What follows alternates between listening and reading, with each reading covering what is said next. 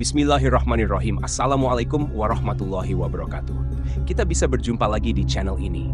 Salawat dan salam selalu dan tetap tercurahkan kepada junjungan kita, Nabi besar Muhammad Shallallahu Alaihi Wasallam. Harapan dan doa saya semoga saudaraku semuanya dipanjangkan umurnya. Amin ya rabbal alamin. Sahabat beriman yang dirahmati Allah, semut dalam Islam merupakan salah satu binatang yang istimewa. Terbukti, salah satu surat di dalam Al-Quran diambil dari nama semut, yakni Surah An-Naml. Semut juga menjadi salah satu binatang yang diceritakan dalam kisah Nabi Sulaiman. Kala itu Nabi Sulaiman dan pasukannya harus menghentikan langkah mereka karena terdapat semut-semut. Semut adalah makhluk Allah yang diciptakan dengan insting untuk peka terhadap aroma manis.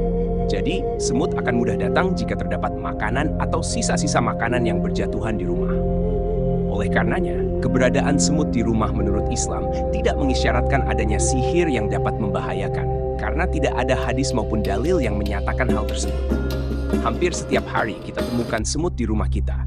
Tapi apakah Anda pernah melihat tiba-tiba semut menjadi banyak di rumah Anda? Tahukah Anda kalau ini bisa jadi suatu pertanda? Sahabat beriman yang dirahmati Allah, inilah 3 pertanda banyak semut di rumah menurut Islam. Yang pertama, semut di rumah tanda bahwa akan ada rezeki. Makanya ada pepatah yang mengatakan, ada gula, ada semut. Artinya ketika ada makanan di sana juga semut berdatangan. Mereka akan datang ke tempat yang banyak makanannya.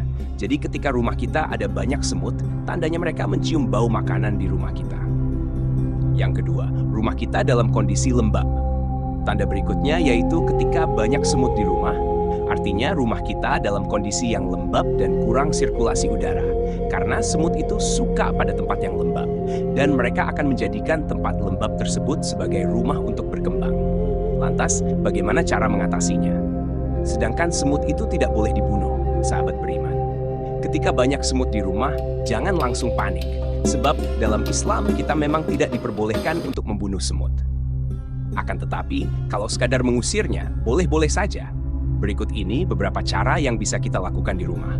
Yang pertama, taburkan tepung di sekitar area tempat semut berkumpul. Dengan begitu, mereka akan sulit untuk melewatinya.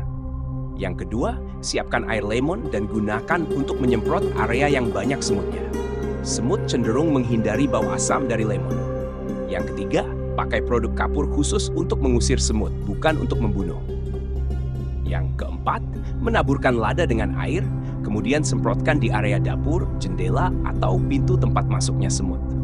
Yang kelima, taburkan bubuk kayu manis karena semut kurang menyukai aroma dari kayu manis. Yang keenam, bersihkan atau rapikan makanan-makanan yang disukai semut agar tidak menjadi incaran dan titik berkumpulnya semut. Yang ketujuh, selalu bersihkan perabotan rumah, terutama dari tetesan air dan bekas cemilan untuk menghindari semut. Yang kedelapan, arahkan semut ke alam bebas supaya mereka tetap bisa hidup. Sahabat beriman yang dirahmati Allah, itulah beberapa penjelasan mengenai makna sesungguhnya bila ada banyak semut di rumah menurut Islam. Jadi, tidak usah khawatir atau takut akan terjadi hal yang berbahaya. Percayalah kepada Allah Subhanahu wa Ta'ala dan terus lakukan kebaikan. Demikian yang bisa saya bagikan. Bismillahirrahmanirrahim. Assalamualaikum warahmatullahi wabarakatuh. Syukur alhamdulillah kita bisa berjumpa lagi di channel ini. Harapan dan doa saya, semoga saudaraku semuanya selalu diberikan kesehatan, dilapangkan rezekinya, diampuni dosa-dosanya, dan dipanjangkan umurnya. Amin ya rabbal alamin. Sahabat beriman yang dirahmati Allah, banyak orang yang tidak menyadari bahwa Al-Quran membahas mengenai usia 40 tahun. Hal ini sebagai pertanda bahwa ada hal yang perlu diperhatikan dengan serius pada pembahasan usia 40 tahun ini. Allah Subhanahu wa Ta'ala berfirman, apabila dia telah dewasa dan umurnya sampai 40 tahun, ia berdoa, ya Tuhanku, tunjukilah aku untuk mensyukuri nikmat-Mu yang telah Engkau berikan kepadaku dan kepada orang tuaku, dan supaya aku dapat berbuat amal yang saleh yang Engkau ridhoi. Berilah kebaikan kepadaku dengan memberi kebaikan kepada anak cucuku. Sesungguhnya aku bertaubat kepadamu, dan sesungguhnya aku termasuk orang-orang Muslim. Quran Surah Al-Ahqaf ayat 19. Usia 40 tahun disebutkan dengan jelas dalam ayat ini. Pada usia inilah manusia mencapai puncak kehidupan, baik dari segi fisik, intelektual, emosi, maupun spiritualnya. Ia benar-benar telah meninggalkan usia mudanya dan melangkah ke usia dewasa yang sebenar-benarnya.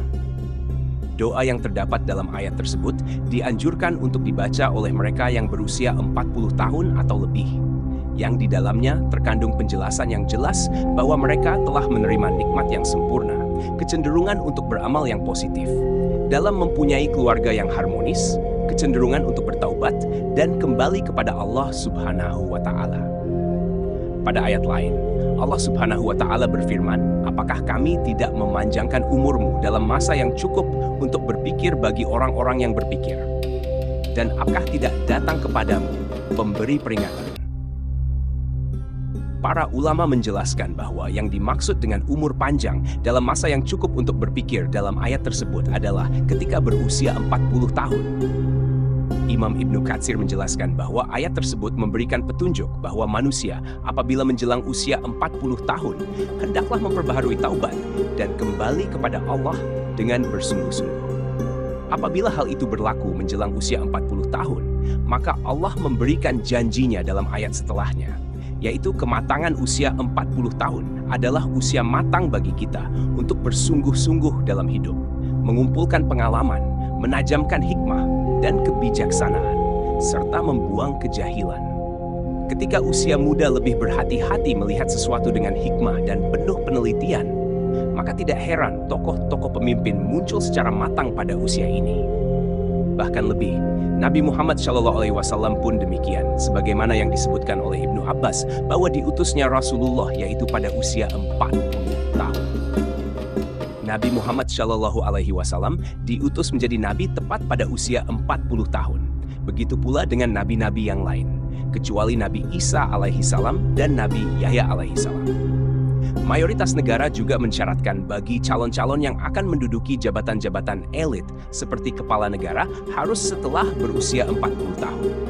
Masyarakat pun mengakui bahwa mantapnya prestasi seseorang tatkala orang tersebut telah berusia 40 tahun. Sahabat beriman yang dirahmati Allah SWT, mengapa umur 40 tahun begitu penting? Menurut Ibnu Qayyim al-Jauziyah, usia manusia diklasifikasikan menjadi 4 periode, yaitu 1. Aurat, sejak lahir hingga akil balik. 2. Sabar, sejak akil balik hingga 40 tahun. 3. Kuhlul, 40 tahun hingga 60 tahun. 4. Suwuk, 60 tahun ke atas. Pada usia 40 tahun adalah usia ketika manusia benar-benar meninggalkan masa mudanya dan beralih kepada masa dewasa yang sempurna. Kenyataan yang paling menarik pada usia 40 tahun ini adalah meningkatkan minat seseorang terhadap agamanya yang semasa mudanya jauh sekali dengan agamanya, baik dengan menjalankan kewajiban salat tepat waktunya, dengan berjamaah dan tepat waktu, memperbanyak sedekah, menutup auratnya, atau dengan mengikuti kajian-kajian keagamaan. Seolah-olah di usia ini merupakan momentum kembalinya manusia kepada fitrahnya. Namun, jika ada orang yang telah mencapai usia ini, akan tetapi tidak ada minat terhadap agamanya, maka hal ini sebagai pertanda yang buruk dari kesudahan umurnya di dunia. Salah satu keistimewaan usia 40 tahun tercermin dari sabda Rasulullah Shallallahu Alaihi Wasallam. Seorang hamba muslim apabila usianya mencapai 40 tahun, Allah akan meringankan hisabnya atau perhitungan amalnya. Hadis riwayat Ahmad. Hadis ini menyebutkan bahwa usia 40 tahun merupakan titik awal seseorang memiliki komitmen terhadap penghambaan kepada Allah Subhanahu wa Ta'ala, sekaligus konsisten terhadap Islam, sehingga Allah Subhanahu wa Ta'ala pun akan meringankan hisabnya.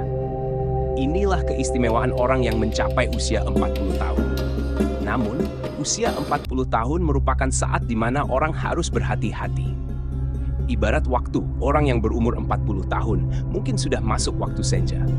Abdullah bin Abbas mengatakan, barang siapa mencapai usia 40 tahun dan amal kebajikannya tidak mantap serta tidak dapat menyalahkan amal keburukannya, maka hendaklah ia bersiap-siap ke neraka. Imam Asy-Syafi'i tak kalah mencapai usia 40 tahun. Beliau berjalan sambil memakai tongkat. Jika ditanya, maka beliau menjawab, agar aku ingat bahwa aku adalah musafir.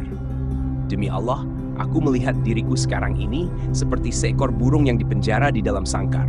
Lalu burung itu lepas di udara, kecuali telapak kakinya saja yang masih terbang dalam sangkar. Komitmenku sekarang seperti itu juga. Aku tidak memiliki sisa-sisa syahwat untuk menetap tinggal di dunia. Aku tidak berkenan sahabat-sahabatku memberiku sedikit pun sedekah dari dunia. Aku juga tidak berkenan mereka mengingatkanku sedikit pun tentang hiruk-pikuk dunia. kecuali hal yang menurut syariat lazim bagiku.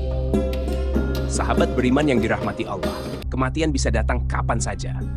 Satu perkara yang harus senantiasa kita sadari adalah bahwa kematian bisa memanggil kita kapan saja, tanpa ada tanda, tanpa alamat, dan tanpa mengira usia. Jika kita beranggapan harus menunggu usia 40 tahun untuk mulai memperbaiki diri, maka rugi dan sia-sialah hidup kita jika ternyata umur kita tidak panjang. Maka dari itu, sisa-sisa usia kita ini, marilah kita mulai berbenah diri, meneguhkan tujuan hidup, meningkatkan daya spiritual, memperbanyak bersyukur, menjaga makan dan tidur, serta menjaga keistiqomahan dan berusaha meningkatkan kualitas dalam beribadah. Banyak manusia yang tertipu dengan keindahan dunia dan isinya yang bersifat sementara. Mengingat mati bukan berarti kita akan gagal di dunia ini, tetapi dengan mengingat mati, kita berharap menjadi insan yang berjaya dan selamat di dunia dan di akhirat kelak. Janganlah menunggu hingga esok untuk membuat persediaan menghadapi kematian, karena mati bisa datang kapan saja. Wallahu a'lam bishawab.